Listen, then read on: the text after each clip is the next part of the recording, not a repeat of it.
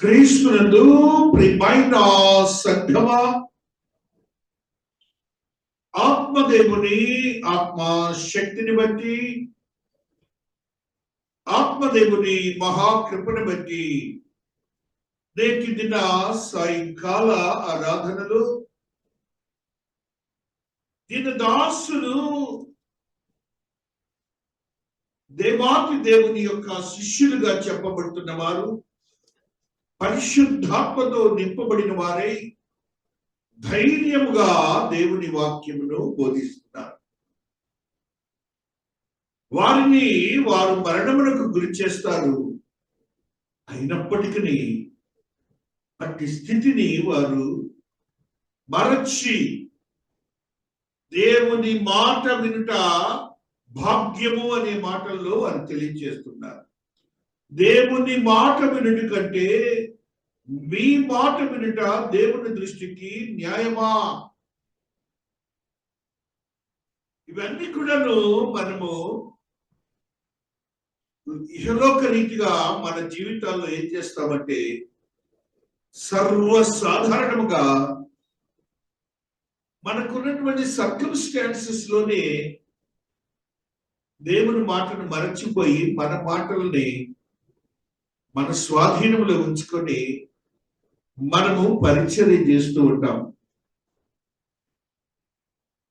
ఆ పేతురు భక్తుడు చెప్తున్న మాటలు, వాడి ఇరువురు చెప్తున్న మాటలు సత్యము. అనేక సంవత్సరాలుగా విశ్వాసులమైన మనం అందరం కూడా గమనించాలి. దేవుని మాట వినాలి. దేవుని యొక్క ఆత్మీయతో కూడిన స్థితిని మనము అనుసరించాలి. అది ఫండమెంటల్ ఫర్ ది బిలీవర్స్. అది ఫండమెంటల్. అన్యులుగా చెప్పబడుతున్న మనందరం కూడా గ్రహించవలసింది ఏంటంటే, ఆ మహాదేవుడు మనతో తద్రీతిగా మాట్లాడుతుంటే, రోమీయులకు రాసిన పత్రికలో 13:11లో ఒక సత్యాన్ని ఆత్మదేవుడు మనకు తెలియజేస్తున్నాడు. మరియు మీరు కాలము నెరిగి నిద్ర మేలుకొని వేళ ఏదైనా తెలుసుకొని అలాగూ చేయండి. మనము విశ్వాసులమైనప్పటికంటే ఇప్పుడు రక్షణ మనకు మరి సమీపముగా ఉన్నది. రక్షణ మనకు మరి సమీపముగా ఉన్నది అంటే ఏంటి? దాని అర్థం ఏంటి? విశ్వాసులమైనప్పటికంటే కూడా అని చెప్తున్నాడు. కాబట్టి అలనాడు మనము రక్షించబడటానికి ఒక విశ్వాసము, ఒక బాప్తిస్మము, ఆ వాక్యానుసారమైన జీవితము జీవిస్తుండగా రక్షణ ఆనందములోనైనా మరి సమీపముగా ఉన్నదని మనము గ్రహించి ఆ రక్షణ కొరకు మన ఆత్మీయతను బలపరుచుకొని ఆయన మాట వినటానికి మన హృదయములను, మనస్సులను, ఆత్మలను, శరీరములను సిద్ధపరచుకోవాలని మన మహాదేవుడు మనతో మాట్లాడుతూ ఉన్నారు. తర్వాత వచ్చినము చూడండి. రాత్రి చాలా గడిచి పగలు సమీపముగా ఉన్నది కనుక మనము అంధకార క్రియలను విసర్జించి తేజస్ సంబంధమైన యుద్ధోపకరణములను ధరించుకుందాము. చాలా సున్నితంగా చెప్తున్నారు వారు. గత కొన్ని సంవత్సరముల నుంచి ఆ రోజుకి ఆ ధర్మశాస్త్రానుసారమైన స్థితిలో మన వాళ్ళందరూ ఉంటారు. ఆ ధర్మశాస్త్రానుసారమైన క్రమం చొప్పున వారు జీవిస్తున్నారు. దానిలో ఏముంది? తప్పు చేస్తాము, తప్పుకి మనం పనిష్మెంట్ గా అక్కడ ఏది చేస్తాము, వచ్చేస్తాం మరలా మొత్తం. అందుకనే ఈయన ఏమంటున్నాడంటే, అంధకార సంబంధమైన ఏంటి విసర్జించాలట? క్రియలను విసర్జించి దానికి తేజస్ సంబంధమైన యుద్ధోపకరణములు ధరించుకోండి అని అంటున్నాడు.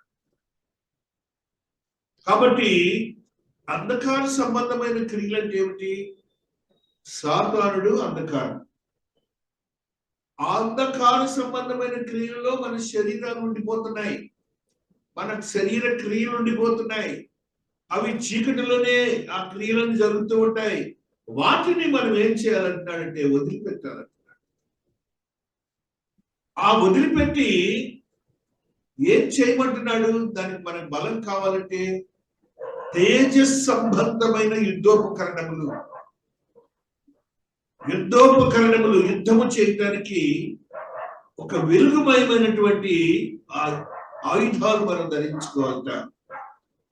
ఆ ఆయుధాలను మనం ధరించుకున్నప్పుడు ఈ సాధారణకు సంబంధించినటువంటి క్రియలు ఉన్నాయి చూశారు, అంధకార సంబంధమైన క్రియలు.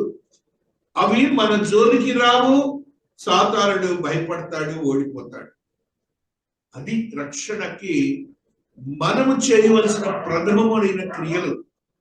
అవి మర్చిపోతున్నాం మనము. బాప్తిస్మే, రక్షణే, సంఘానికి రావటం సంఘమే. అలా కాదు. అలా చేయటం అనేది ఎవరు చేశారు? ఆ ధర్మశాస్త్రాలు సంబంధమైనటువంటి వ్యక్తులు ఉన్నారే, వాళ్ళు చేస్తానే ఉంటారు. మరలా పాపంలోకి వెళ్తారు. ఆ దేవునికి సంబంధించినటువంటి క్రియలకు సంబంధించినటువంటి బలులను అర్పిస్తారు. మనకి ఇంకా లేవు. ఒక్కసారి మనము దేవునితో ఉన్నామంటే వాటన్నిటిని ఏం చేయాలి? విసర్జించి, తిరుగుమాట. ఇక విసర్జించినప్పుడు ఏమవుతుంది? అవి మన జోలికి రావు, మన మధ్యన ఉండవు. చూడండి, మహాదేవుడు మాట్లాడుతూ ఉన్నారు. 3వ అధ్యాయంలో రోమీలకు రాసిన పత్రిక 21వ వచనాన్ని ఒకసారి చదువుదాం. రోమీలకు రాసిన పత్రిక 3:21లో, ఇట్లుండగా ధర్మశాస్త్రమునకు వేరుగా దేవుని నీతి బయలుపడుచున్నది. జాగ్రత్తగా వినాలి మనం. దానికి ధర్మశాస్త్రమును ప్రవక్తలను సాక్ష్యం ఇచ్చుచున్నారు. అంత స్పష్టంగా గ్రంథం ఉంటే మనం ఇంకా ఇంకా ఇంకా ఆ స్థితిలోనే జీవిస్తున్నామేమోనని మనం గ్రహించాలి. మనము గ్రహించవలసిన స్థితి ఏమిటంటే, ఆదివారం రోజున ఆ సమరయ స్త్రీతో మాట్లాడిన మాటల్లో నాకు చాలా జ్ఞానం. ఎంత జ్ఞానంతో ఆ బిడ్డను దేవుడు తన స్థితిలోని ధర్మశాస్త్రానుసారం జీవించే బిడ్డే. నాన్నగారి వాళ్ళు వాళ్ళందరూ దేవుని ఆరాధించే వాళ్ళే, ఆ బలులు అర్పించే వాళ్ళే. ఏ మాత్రం తప్పు లేదు. కానీ లోకరీతిగా ఉన్న శరీర క్రియలు మాత్రం ఆ బిడ్డ మానాల. అవి మానాలంటాడు దేవుడు. అందుకని ఆ మాట విని ఆ స్త్రీ విసర్జించింది. కుండను వదిలిపెట్టి తన పాత జీవితాన్ని వదిలిపెట్టింది. నూతనమైన అనుభవాన్ని తీసుకుంది. ఆత్మతో నింపబడిన స్త్రీగా, నీతిమంతురాలుగా తీర్చబడింది. అది మనం నేర్చుకోవాలి. వాళ్ళు అదే మాట్లాడుతున్నాడు దేవుడు. చూడండి, అక్కడే అది యేసుక్రీస్తునందరి విశ్వాస మూలమైనది, నమ్ము వారందరికీ కలుగు దేవుని నీతి అయి ఉన్నది. అప్పుడు మనం ఏమవుతున్నామంటే దేవుని నీతిలోనికి వెళ్తాం. ఇంకా క్రీస్తు వారి ద్వారా బాప్తిస్మం ఇచ్చినప్పుడు, తీసుకున్నప్పుడు మనం ఏం చెప్తాం? వాగ్దానము యేసు నామములో అని మాట్లాడతాము మనం. ఆయన కాపరు ఎట్లా అంటాడు, మనం ఏం చేస్తాము? యేసు నామములో బాప్తిస్మం తీసుకుంటున్నాము. కాబట్టి ఆ నామములో శక్తిని మనం ఎరిగి మన జీవితాన్ని పరిశుద్ధపరచుకొని నీతిమంతులుగా తీర్చబడటమే రక్షణ ఆనందం. అదే ఆ స్థితిని మనం ఎరుగక ఇంకనో అవి వదలలేకపోతున్నాం. కారణం ఏంటంటే బలోపేతమైనటువంటి సాతానుడు శరీరంపై ఉంచాడు. అందుకని ఏమంటున్నాడంటే యుద్ధోపకరణములు ధరించుకోమంటున్నాడు. యుద్ధం చేయటానికి ఎలాగైతే ఒక శత్రువుతో ఒక రాజు వెళ్తాడే, సైనికుడు వెళ్తాడే, అలాగా ఆ సాతానుడితో యుద్ధం చేయాలంటే ఇలా ఉండాలంట.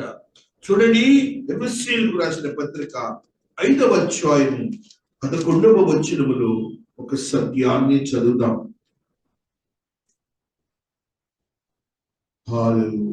నిష్ఫలమైన అంధకార క్రియల్లో పాలివారై ఉండక వాటిని ఖండించుడి. ఏదైనగా అట్టి క్రియలు చేయువారు రహస్యమందు జరిగించు పనులను గురించి మాటలాడుటేను అవమానకరమైనది. సమస్తమును ఖండింపబడి వెలుగు చేత ప్రత్యక్షపరచబడదు. ప్రత్యక్షపరచునది ఏదో అది వెలుగే కదా. అందుచేత నిద్రించుచున్న నీవు మేల్కొని మృతులలో నుండి లెమ్ము, క్రీస్తు నీ మీద ప్రకాశించిన న్యాయం చెప్పుచున్నాడు. దేవునికి ఒకసారి స్తోత్రాలు. ఆ స్థితిలోనికి వెళ్ళాలి మనం. దేవుడు మన మీద ప్రకాశం ఉంచాలి. ఆ ప్రకాశమానమైన విశ్వాసులుగా మనం స్థిరపరచబడాలి. అట్టి కృపలోనే మనం బలపరచబడి మన జీవితాన్ని స్థిరపరచుకోవాలని మహాదేవుడు మాట్లాడుతున్నాడు. ఇదని మన స్పష్టంగా మాట్లాడుతున్నాడు. ఏమని మాట్లాడుతున్నాడు అంటే అక్కడ ఆయన మాట్లాడిన మాట చూడండి. నిద్రించుచున్న నీవు మేల్కొని, లేకపోతే మనకు కూడా నరకమే. మృతులలో నుండి నువ్వు ఆ నరకముల నుండి మనం బయటికి రావాలంటే ఈ క్రియలు పోవాల్సిందే. అంత సత్యాన్ని దేవుడు చెప్తుంటే, ఈ భూమి మీద ఉన్న కాలం తర్వాత జరగబోయే స్థితిని మనకు చెప్తుంటే మనం లెక్క చేయట్లా. ఆ స్థితిలోనికి వెళ్ళాలని ఈ దినాన్ని ఆత్మదేవుడు మనతో మాట్లాడుతున్నాడు. చూడండి 6వ అధ్యాయంలో కూడా ఆ యుద్ధోపకరణముల గురించి ఆయన మాట్లాడుతున్నాడు. ఒక పర్యాయము మనం చదువుకుందాం.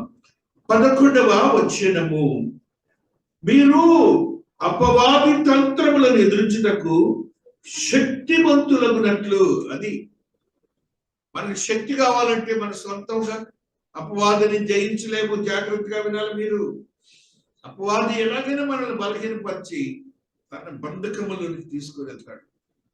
ఆయన లక్షణమైనది. ఎందుకంటే ఆయన నరకానికి జనం కావాలి. అలాగా మనం బలహీనపడకపోవడానికి దేవుడు ఏమంటున్నాడంటే, అపవాది తంత్రములను ఎదిరించుటకు శక్తివంతులగునట్లు దేవుడిచ్చు సర్వాంగ కవచమును ధరించుకోండి. అది ఎవరిస్తారట? మహాదేవుడే నీకు ఇస్తారు సర్వాంగ కవచం. అంటే ఆ అంగాలన్నీ కూడాను జాగ్రత్తగా వినాలి. సర్వాంగాలు, అంగాలన్నీ కూడాను వారి వశంలోకి వెళ్తాయి. అన్ని అంగాలకి ఆయన ఒక వస్త్రం ఇస్తున్నాడని ధరించుకోమంటున్నాడు, కవచమును ధరించుకోమంటున్నాడు. ఏలయనగా మనము పోరాడినది శరీరులతో కాదు, కానీ ప్రధానులతోనూ అధికారులతోనూ ప్రస్తుత అంధకార సంబంధులకు లోకనాథులతోనూ ఆకాశ మండలమందున్న దురాత్మల సమూహంతోనూ పోరాడుచున్నాము. మనకు తెలియకుండానే ఇవన్నీ కూడా జరుగుతున్నాయి. ఏమంటున్నాడు? ప్రధానులు అంటున్నాడు, అధికారులు అంటున్నాడు. నీవున్న దేశంలో అధికారులు, నీకున్న దేశంలో ప్రధానులు. బ్యూరోక్రసీ గురించి చెప్తున్నాడు, పాలిటిక్స్ గురించి చెప్తున్నాడు. ఇక్కడ అందరూ కూడా అలాంటి వాళ్ళే, శరీర సంబంధమైన క్రియలు చేసేవారే. వారిని ఎదిరించాలంటే what we have to do, నీ దేవుని యొక్క యుద్ధోపకరణములు ధరించుకోవాలి. నీ దేవుని యొక్క శక్తివంతమైన స్థితిని పొందుకోవాలి. అందుచేత మీరు ఆపత్తిని పొందు వారిని ఎదిరించుటకును సమస్తము నెరవేర్చిన వారై నిలబడిన శక్తివంతులగినట్టు దేవుడిచ్చు సర్వాంగ కవచమును ధరించుకొనడి. ఇది మనకు తెలియకుండానే ఇంత భాగ్యాన్ని దేవుడు ఇచ్చాడని మనకు తెలియకుండానే వాక్యాన్ని మనం పట్టించుకోం. మనం ఆ స్థితిలోకి వెళ్ళడానికి ప్రయత్నం కూడా చేయం. మహాదేవుడు ఇది నన్ను స్పష్టంగా చెప్తూ ఆ సర్వాంగ కవచాన్ని గురించి చెప్తూ ఏమంటున్నాడంటే, చూడండి, మన సమస్యలోకి వెళ్ళే ఆ శరీరం ఏలయనగా మీ నడుమునకు సత్యమును దట్టి కట్టుకొని నీతియను మైమరుపు తొడుగుకొని. సత్యము నీతి నడుముకి కట్టుకోవాలట. యుద్ధానికి వెళ్ళేటప్పుడు యుద్ధశాలి సైనికుడు రాజు ఏం చేస్తాడంటే నడుముకి ఒక బెల్ట్ పెట్టుకుంటాడు. అంటే స్థిరత్వముతో కూడినటువంటి యోగ్యకరమైన శరీరాన్ని సంపాదించుకుంటాడు. ఆ రీతిగా మనం ఏం చేయాలంటే దేవుడు అంటాడు, సత్యము, నీవు సత్యంతోనే పోరాడాలి, నీ లైఫ్ లో నీతితోనే పోరాడాలి, దేవుని నీతితో. లోకరీతినిగా నీతి కాదు, దేవుని నీతితో పోరాడాలి. అంటే దేవుడిచ్చిన వాక్యానుసారమైన వ్యక్తులుగా మనం ఉండాలి. అక్కడే అంటున్నాడు ఆ దేవాది దేవుడు, పాదములకు సమాధాన సువార్త వలన సిద్ధ మనసును జోడు తొడుకుని నిలవబడి. నీ పాదాలకు ఏముండాలట? సువార్తలో దేవాది దేవుడు చెప్పిందంటే ఫైటింగ్ చేయమని కాదు, కత్తి యుద్ధం చేయమని కాదు, పోరాడమని చెప్పలేదు, సమాధానంతో. ఇది జాగ్రత్తగా కాపర్లు, బోధకులు, సువార్థికులు గ్రహించాలి. ఏమన్నాడు దేవాది దేవుడు? ఒక గ్రామం వెళ్ళండి, ఆ గ్రామంలో ఒక పెద్ద మనిషిని ఎన్నిక చేసుకోండి, ఆ గ్రామంలో ఒకవేళ మీరు వాక్యము బోధించాలి అని అంటే, వారు వినలేదు అని అంటే, మీ కాళ్ళ దుమ్ము అక్కడ దులిపి రండి అన్నాడు. ఆ దుమ్మట రేపు దేవునికి సాక్ష్యం ఇస్తుందిట. చాలా సున్నితంగా దేవుడు ఈ దినాన్ని మాట్లాడుతున్నాడు. అంటే ఆయన అంటున్నాడు, ఇవన్నీ కాక విశ్వాసమును డాలు పట్టుకుని.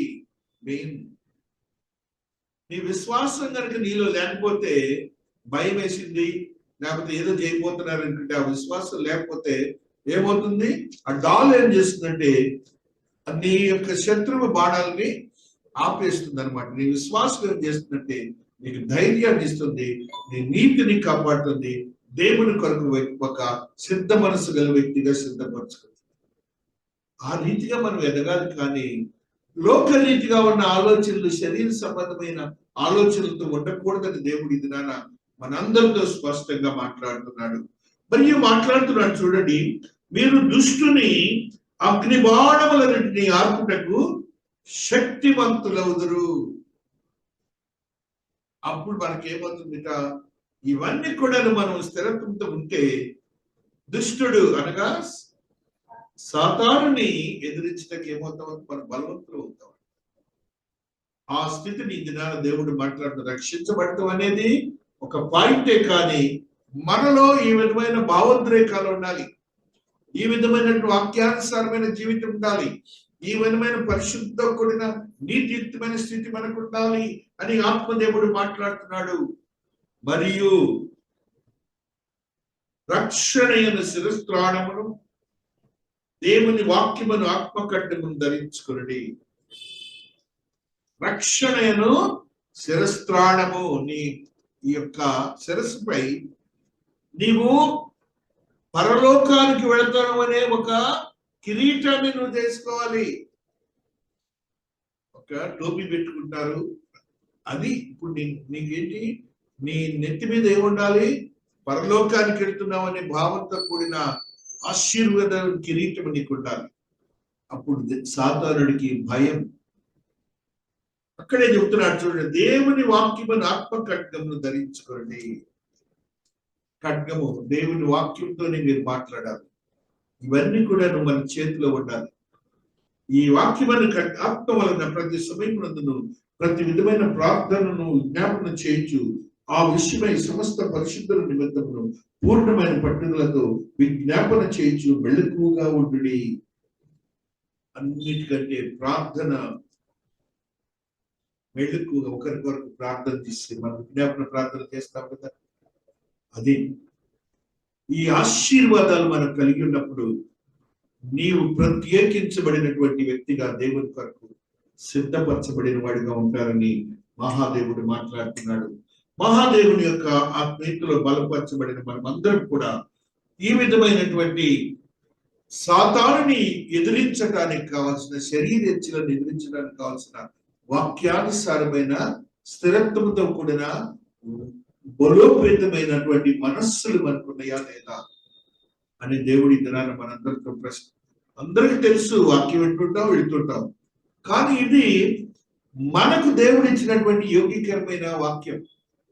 ఆయన కావాలని, అసలు ఇది భావం, నేను భూలోకానికి రావడానికి కారణం ఇదే, కాబట్టి మీరు ఈ శరీరేచ్ఛలు అనేవి మీకు ఇబ్బంది పెడతాయి, కాబట్టి ఇవి ధరించుకోనండి.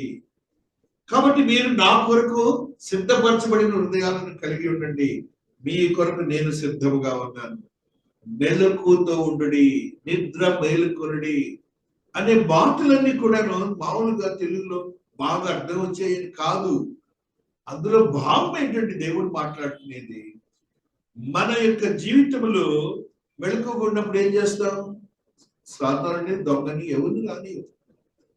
అందుకని మనం మెలకుతో ఉంటే సాతానుని ఎదిరిస్తాం, దేవాతి దేవుని సన్నిధిలోకి వెళ్తాం అని ఆ రక్షణానందం అనే ఆలోచనతో కూడిన మెళకువ మనందరికీ ఉండాలని ఆత్మదేవుడు మాట్లాడు. 1 పేతురు 1:9 ఒక సత్యాన్ని ఆత్మదేవుడు తెలియజేస్తున్నాడు. 1 పేతురు 1:9 మహాదేవుడు ఈ మాటని మనతో మాట్లాడుతూ వస్తున్నారు. 1 పేతురు 1:9 మీరాయనను చూడకపోయినను ఆయనను ప్రేమించుచున్నారు, అంతేగా? ఇప్పుడు ఆయనను కన్నులారా చూడకే విశ్వసించు, మీ విశ్వాసమునకు ఫలమును అనగా ఆత్మరక్షణను పొందుచు చెప్పన శక్తిమును మహిమాయుక్తమైన సంతోషము గలవారై ఆనందించుతున్నారు. ఇవన్నీ మనం మెయింటైన్ చేసినప్పుడు ఇదే మనకు వచ్చేది. అదొక బ్లిస్ అన్నమాట. ఆ ఆనందానికి తిరుగులేదు. అదొక తిక్కా పిచ్చి అంటారే, అది అవుతుంది మనకి. వేరే వాళ్ళ ఫండమెంటలిస్టులు అంటారు అన్ని. కానీ ఈ రీతిగా మనకి దేవుడు ఇస్తున్నాడని మనం గ్రహించాలి. విశ్వాసమునకు ఫలమును దేవుడు ఇస్తున్నాడని మనం గ్రహించాలి. ఆత్మదేవుడు మాట్లాడుతున్న మరి ఒక సత్యాన్ని గ్రహిద్దాం. రోమీయులకు రాసిన పత్రిక 13వ అధ్యాయంలో ఒక సత్యాన్ని ఆత్మదేవుడు లిఖించి మనకు తెలియజేస్తున్నాడు. 13:12 ఈ మాటని ఆత్మదేవుడు రాత్రి చాలా గడచి పగలు సమీపముగా ఉన్నది కనుక మనము అంధకార క్రియలను విసర్జించి, ఇప్పుడు రెండవ రాకడ సమయం అన్నమాట ఇది. అంధకార క్రియలను విసర్జించాలి, సమీపముగా ఉన్నది అనే భావన మనలో ఉంటే ఏమవుతుందంటే మనలో తొందరపడతాను ఎక్కువవుతుంది. ఆయన కోసం మనలో ఒక దీక్ష ఏర్పడుతుంది. అది భావన అక్కడ. అది ఉండాలి. ఎప్పుడు వస్తాడో తెలియదు అన్నాడుగా, దొంగవలే వస్తానన్నారుగా. కాబట్టి ఆ మాటలు కూడా మనం గ్రహించాలని పరిశుద్ధాత్మ దేవుడు మనతో ఈ దినాన మాట్లాడుతూ వస్తున్నారు. ఆయనే మాట్లాడుతున్నటువంటి యోగ్యకరమైన స్థితి ఏమిటంటే ఆత్మీయంతో కూడిన మనమందరము ఈ రీతిగా గ్రహించాలి. 1 కొరింథీ 6వ అధ్యాయము 11వ వచనంలో మహాదేవుడు ఒక సత్యాన్ని లిఖించి మనకు తెలియజేస్తున్నారు. 6:11 మీలో కొందరు అతివారై ఉంటిరి, కానీ ప్రభువైన యేసుక్రీస్తు నామమునకు మన దేవుని ఆత్మయందును మీరు కడుగబడి పరిశుద్ధపరచబడిన వారై నీతిమంతులుగా తీర్చబడుతుంది. దేవుడు అంటే ఏం చేస్తున్నారు? దేవుడు ఆయన ఇద్దరిని విభేదిస్తున్నాడు. నీతిమంతులుగా తీర్చబడిన వాడిని నీతిమంతులుగా అంటే ఎప్పటికప్పుడు జడ్జిమెంట్ జరుగుతుందని గ్రహించండి. ఏ రోజుకి ఆ రోజు మన క్రియలను బట్టి తీర్పు అనగా ఇప్పుడు మనం ఆ గుంపులో ఉన్నాం, తీర్చబడిన గుంపులో. కాబట్టి ఆ స్థితిని మనం కొనసాగించుకోవాలి. మహాదేవుడు మరి యొక్క సత్యాన్ని కొలస్సీ 3:10 ఒక మాటని తెలియజేస్తున్నాడు. కొలస్సీలకు రాసిన పత్రిక 3వ అధ్యాయము 10వ వచనములో మహాదేవుడు ఈ సత్యాన్ని మనకి తెలియజేస్తూ ఉన్నారు. 3:10 కొన్న అర్థయుక్తమైన మాట, ఒకరితో ఒకడు అబద్ధం ఆడకుడి. మెయిన్ నెక్స్ట్ ఏలయనగా ప్రాచీన స్వభావమును దాని క్రియలతో కూడా మీరు పరిత్యజించి జ్ఞానము కలుగు నిమిత్తము దానిని సృష్టించిన వారి పోలిక చొప్పున నూతన పరచబడుచున్న నవీన స్వభావమును ధరించుకొని ఉన్నారు. జ్ఞానము కలుగు నిమిత్తము దానిని సృష్టించిన వారి పోలిక చెప్పున దానిని మనం ఆయన పోలికలోకి వెళ్తున్నాం అనే భావాన్ని కూడా గుర్తించాలి. ఇవన్నీ దేవునికి ఉన్న లక్షణాలు. దేవునికి ఉన్నటువంటి ఆత్మీయతతో కూడిన భావాలు నీకును అవి ఇవ్వటానికే దేవుడు భూలోకానికి వచ్చాడు. అది గ్రహించాలి మనం. ఆ రీతిగా మన ఆత్మీయతను బలపరుచుకొని శక్తివంతమైన బిడ్డలుగా స్థిరపరచబడాలని ఆత్మదేవుడు మనతో మాట్లాడుతూ వస్తున్నారు. ఒక భావనతో కూడిన మరి ఒక మాటని మనం చదువుకుందాం. ఫిలిప్పీయులకు రాసిన పత్రిక 1వ అధ్యాయము 20వ వచనములో భూమి మీద అవయాల గురించి మాట్లాడుతున్నాడు. ఫిలిపియన్స్ లో ఆయన మాట్లాడుతున్న మాట 1:20లో ఈ సత్యాన్ని మనం చదువుకుంటూ వస్తున్నాం. నేను మిగుల ఆపేక్షించుతూ నిరీక్షించుతున్న ప్రకారముగా మీ ప్రార్థన వలనను యేసుక్రీస్తు యొక్క ఆత్మ నాకు సమృద్ధిగా కలుగటం వలనను ఆ ప్రకటన నాకు రక్షణార్థముగా పరిణమించునని నేను ఎరుగుదును. దేవుని కృపలో అంత ధైర్యంతో కూడిన బిడ్డలుగా మనం ఉండాలి. ఆ స్థితిని మనం కొనసాగించుకోవాలి. నెక్స్ట్ మాట ఏమన్నాడు చూడండి, ఎంత గొప్ప మాట అంటున్నాడు. నా మట్టుకైతే బ్రతుకుట క్రీస్తే, చావైతే లాభము. ఇక్కడ క్రీస్తునే ఉంటాట, మరణించిన క్రీస్తునే ఉంటాట. అంతకంటే గొప్ప భాగ్యం ఏంటండి? దాన్నే మనం చెప్తున్నారు. ఇప్పుడు మనం దానిని మర్చిపోతున్నాం. సండే చర్చ్ గోయర్స్ అవుతున్నాం, కానీ ఎవ్రీడే చర్చ్ గోయర్స్ కావట్లా. చర్చికే రావాల్సిన అవసరం లేదు. ఆయనతో ఎవ్రీడే ఉండాలి. ఏదో ఒక రూపంలో ఆయన కొరకు మనం పనిచేయాలి. అది మనం గ్రహించాలని ఈ దినమున ఆ రక్షణ అనే అంశం మీద దేవాది దేవుడు మాట్లాడుతూ మనతో ఈ సత్యాలను తెలియజేస్తున్నాడు. 28వ వచనాన్ని కూడా చదువుకుంటూ వస్తున్నాం.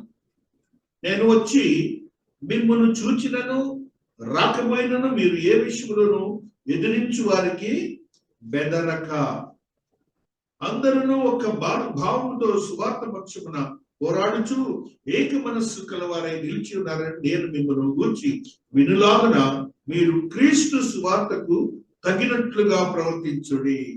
అంతేనండి, వాక్యానుసారమే మనకు కనపడాలి బయట. అట్లు మీరు బెదిరించుకుంటూ వారికి నాశనమును, చాలా జాగ్రత్త చెబుతున్నాడు. మనం బెదరకుండా ఉంటేనట వారికి నాశనమును మీకు రక్షణను కలుగునట్టు సూచన ఉన్నదని ఇది దేవుని వల్ల కలుగునది. అంటే నాశనం అంటే నరకం, మనకేంటి స్వర్గం అనగా పరలోకం, నిత్య జీవం. ఆ భావన మనకు ఉండాలి. ప్రతి దానికి భయపడకూడదు. దేవుని కొరకు కదా మనం ఉన్నాం. ఆ రీతిగా మనం బలోపేతమైనటువంటి సువార్థికంగా ఉండాలని మహాదేవుడు మనతో మాట్లాడుతూ వస్తున్నాడు. కాబట్టి మనము ఆ రక్షణ కొరకు నిరీక్షణ కలిగే జీవితం. నిరీక్షణ చూడండి, 1 తెస్సలోనిక 5వ అధ్యాయము 8వ వచనంలో ఈ మాటని ఆత్మదేవుడు తెలియజేస్తున్నాడు.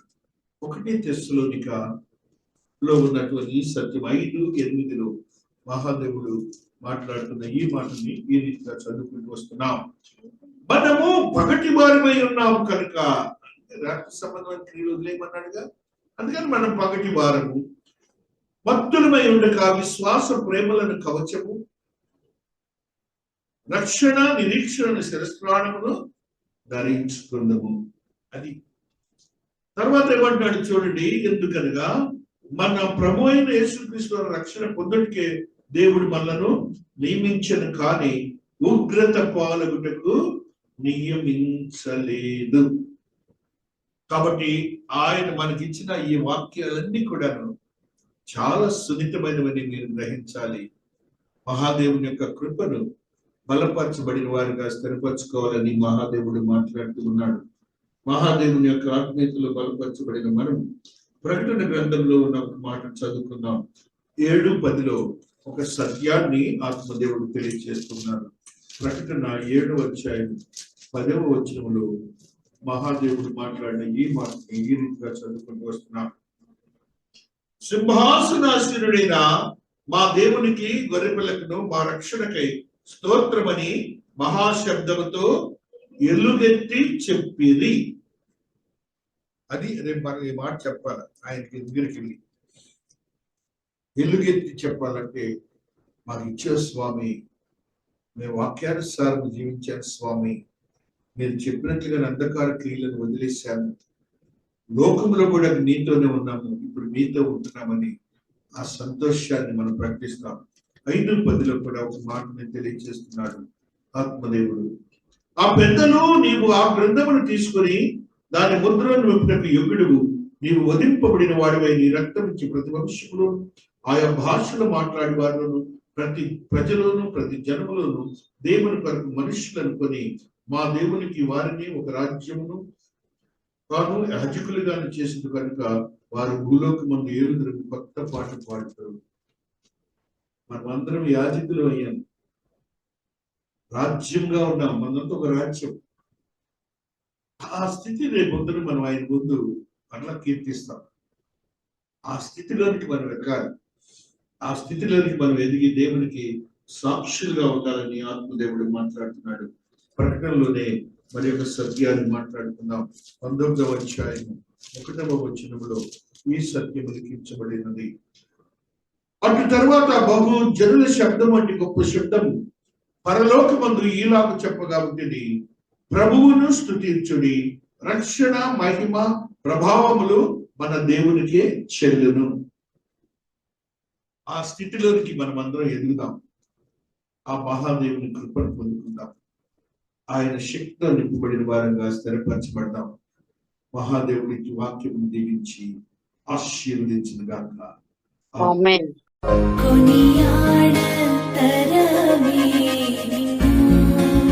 కోమల హృదయా కొనియాడ తరమే